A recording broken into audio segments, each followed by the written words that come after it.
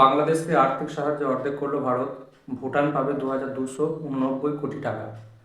আজকের এই প্রতিবেদনটিতে আমি এই বিষয়টি ব্যাখ্যা করব যে গতকাল ভারতের যে বাজেট পেশ হয়েছে 2026-27 কেন্দ্রীয় অর্থবর্ষে, সেই আর্থিক বর্ষে যে বাংলাদেশের যে বাজেট কমিয়ে দেওয়া হয়েছে এবং তার কারণগুলো কী কী আমি এই প্রতিবেদনটিতে ব্যাখ্যা করব।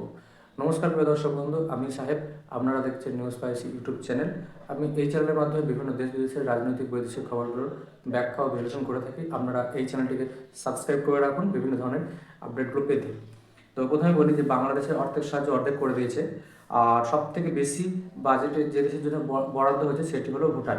এছাড়া অন্যান্য দেশের মধ্যে দেশ রয়েছে, যেমন ভারতের প্রতিবেশী দেশগুলো, বিশেষ করে নেপাল, মালদ্বীপ, শ্রীলঙ্কা, মরিশাস, এইসব দেশের জন্য ভারত কিন্তু কিছু বরাদ্দ করেছে। কারণ কি, এইসব প্রতিবেশী দেশকে ভারত বিভিন্ন ডেভেলপমেন্টের খাতিরে, ইনফ্রাস্ট্রাকচার গঠনের ক্ষেত্রে ভারত প্রতি বছরই বিনিয়োগ করে থাকে। এবছর ভারত মোট 5,686 কোটি টাকা বরাদ্দ করেছে বিভিন্ন দেশের উন্নতির জন্য। এবার প্রসঙ্গে আসি যে আমি যে বিষয়টা ব্যাখ্যা করবো সেটি হলো বাংলাদেশকে কেন এই আর্থিক সাহায্য অর্ধেক করলো।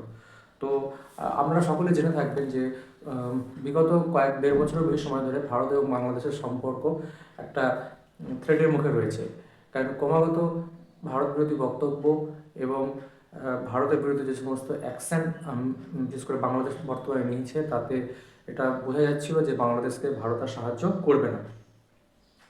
তো সেটা প্রায় 120 কোটি টাকা থেকে কমিয়ে প্রায় 60 কোটি, মানে অর্ধেক করে দিয়েছে। কেননা সে দেশে ক্রমাগত সংখ্যালঘু হত্যা এবং বিভিন্ন ধরনের ষড়যন্ত্র, উস্কানিমূলক মন্তব্য, সীমানা অঞ্চলে মানে ক্রমাগত তাদের অবস্থান, সেগুলো ভারতকে ভাবিয়েছে এবং ভারত এই অ্যাকশানে নিয়েছে। সেটা তো নেবারই কথা ছিল।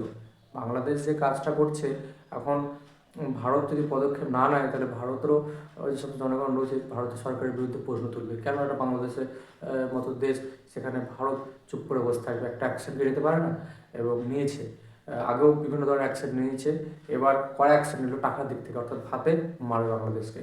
কারণ টাকা আর বাংলাদেশে দেবে না কোনো রকম, যতদিন না সেই সব দেশে স্বাভাবিক পরিস্থিতি স্বাভাবিক হচ্ছে। কারণ আগামী এই ফেব্রুয়ারিতে নির্বাচন রয়েছে, নির্বাচনের পর যদি সরকার আসে তখন পরবর্তীতে ভাবা যাবে ভারত বাংলাদেশের সম্পর্ক কীরকম পর্যায়ে পৌঁছায়। তার পরিপ্রেক্ষিতে ভারত হয়তো আবার বাংলাদেশে বিনিয়োগ করতে পারে বা বাংলাদেশকে আর্থিক সাহায্য দিতে পারে। বাংলাদেশের যে সমস্ত মানুষ যারা আশা করেছিলেন যে কেন্দ্রীয় বাজেটে হয়তো ভারত বাংলাদেশকে সেই আর্থিক সাহায্য বাড়াবে, সেটা সে উড়ে বালি। ভারত কিন্তু আর বাড়ায়নি আর্থিক সাহায্য, বরং কমিয়ে দিয়েছে এবং বাংলাদেশকে একটা উচিত শিক্ষা দিয়ে দিয়েছে যে তোমরা যদি এইসব করো, ক্রমাগত ভারত বিরোধী বক্তব্য দাও, ভারতকে সবসময় মানে অস্থিতিশীলতার চেষ্টা করো ভারতে, তাহলে ভারতও কিন্তু এবার সব দিক থেকে কিন্তু এঁটে ধরবে বাংলাদেশকে।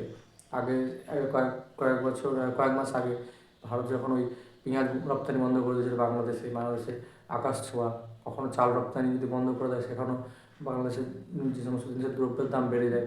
তো ভারত মানে অল্প বুঝিয়ে দিচ্ছে বাংলাদেশকে যে বাংলাদেশ যদি তার অবস্থান থেকে না নড়ে, ভারত ক্রমাগত অকারণে ভারত বিরোধী বক্তব্য রেখে যায়, তাহলে ভারত বাংলাদেশকে এইভাবে কিন্তু শিক্ষা দিতে থাকবে। তো বাংলাদেশের যে সমস্ত জনগণ নেতা রয়েছে তাদের বোঝা উচিত যে ভারতের সঙ্গে বাংলাদেশ যদি ভারতকে ভালো চোখে থাকে, বন্ধুর চোখে থাকে, তবে বাংলাদেশের উন্নতি হবে। কারণ শুধু এতগুলো টাকা দেবে আর ক্রমাগত ভারত বিরুদ্ধে ষড়যন্ত্র করবে, সেটা হতে পারে না। তো আগামীতে বাংলাদেশের ডেভেলপমেন্টের বা উন্নতির জন্য বাংলাদেশের যে সমস্ত নেতাদের রয়েছে, তারা যদি ভারতের সঙ্গে সম্পর্ক ভালো রাখে, তাহলে বাংলাদেশের উন্নতি ঘটবে বলে মনে করা হয়। এই ছিল প্রতিবেদনটির ব্যাখ্যা। যারা আপনারা এই ভিডিওটি দেখেন তাদের কি মন্তব্য যে এই যে কেন্দ্রীয় অর্থবর্ষে ভারত বরাদ্দ কমিয়ে দিল বাংলাদেশের জন্য, সেটা বাংলাদেশের অর্থনীতিতে কতটা প্রভাব ফেলবে, সেটা আমরা কমেন্ট বক্সে লিখে জানাবেন। আমি প্রতিবেদনটা এখানে শেষ করছি। ধন্যবাদ প্রিয় দর্শক বন্ধু।